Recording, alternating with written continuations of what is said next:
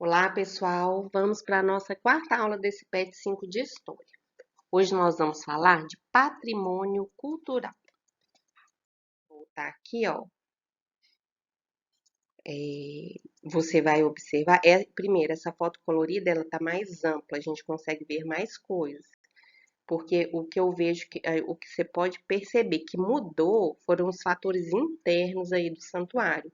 Porque o santuário em si continuou o mesmo, intacto. Ele só deve ter sido é, é, reformado, né? Mas as características se mantiveram. Mas aí nasceram árvores, né? Coqueiros, plantas na parte externa dele. A memória de um povo está na língua, no modo de viver, se relacionar e suas experiências. A memória pode ser registrada por fontes escritas e também por meio da oralidade, né? História oral, que serão repassados para as próximas gerações. Essas fontes escritas aí pode ser fotografia também, viu, pessoal? Observando a fachada do santuário com atenção, podemos ver os profetas. Eles fazem parte da memória coletiva, que é o registro de memórias de um grupo de pessoas que vai contribuir para a sua preservação. Existe também a memória individual, que é o registro da pessoa, da memória da pessoa, como, por exemplo, os momentos com a família. Você pode fazer um teste. Senta com a pessoa mais velha da sua casa, você pode ser seu pai, sua mãe ou sua avó, quem tiver por perto. Pede ela para contar um pouquinho da infância dela. Como que foi? Isso é memória individual, isso é história também. E é muito interessante da gente saber como que foi, para a gente perceber as diferenças. Desenhe no seu caderno uma memória pessoal, sua com a sua família, e outra coletiva, que faz parte da história do lugar em que você vive. Uma praça, igreja, um parque, e identifique.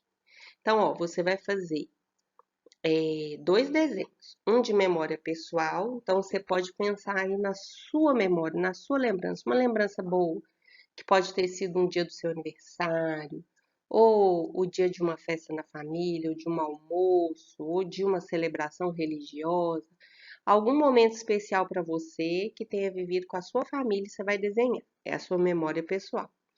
Depois, no outro papel, você vai fazer o desenho da história da memória coletiva. Então, você vai. Por que coletiva? É do todo, é uma coisa que todo mundo lembra. O pessoal é seu, sua história. O coletivo é a história nossa. Vamos pôr aqui Divinópolis. Então, vamos pensar num lugar que todo mundo conhece aqui, a igreja lá da catedral, né? A matriz. Então, você vai fazer um desenho, pode ser dessa igreja, pode ser do campo do Flamengo, alguma coisa que tem aqui na nossa cidade que seja marcante e que todos conheçam. Então, você vai fazer dois desenhos. Uma das formas de transmissão oral da cultura são as manifestações folclóricas, como as lendas e os mitos. Eles também fazem parte do nosso patrimônio cultural. Convide um adulto para fazer a leitura a seguir e ouça a leitura de uma história dos mitos indígenas brasileiros, Guaraci e Jaci. Amor ao alvorecer. Um dia, o Guaraci, o deus do sol, se cansou de seu ofício eterno e precisou dormir. Quando este fechou os olhos, o mundo caiu em trevas. Para iluminar essa escuridão enquanto o sol dormia, Tupã criou Jaci, a lua, uma deusa tão bonita que, ao Guaraci despertar por sua luz, logo se apaixonou por ela. Assim, encantado, voltou a dormir para que pudesse vê-la novamente. Mas sempre que este voltava a abrir seus olhos para admirá-la, tudo se iluminava novamente e a lua ia deitar-se, tendo sua missão cumprida. Guaraci então pediu que Tupã criasse Rudá, o amor, e seu mensageiro. O amor não conhecia luz ou escuridão, assim unindo o sol e a lua durante a alvorada. Número 3. Alguns povos preservaram a sua cultura com a tradição oral, essa de um contar para o outro as histórias. Agora você recontará o mito para outra pessoa da sua casa. De que forma seu reconto ficará preservado? Responda oralmente.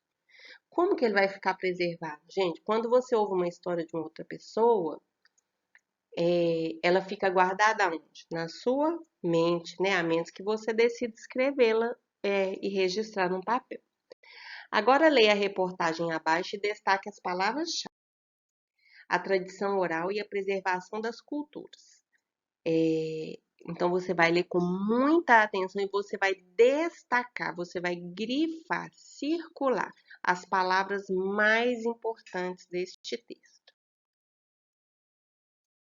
Encontre no caça-palavra 12 vocábulos relacionados a conhecimentos, textos e jogos repassados oralmente. As palavras desse diagrama estão escondidas na horizontal, na vertical e na diagonal. Então, aqui você vai encontrar 12 palavrinhas relacionadas a conhecimento. Olha, vou falar uma aqui que eu já achei. Música, a primeira, tá? Então, elas estão tanto na horizontal, como vertical, como diagonal. E depois que terminar essas atividades, não se esqueçam, pessoal, de me enviar as fotos, ok? Um abraço e até a próxima aula.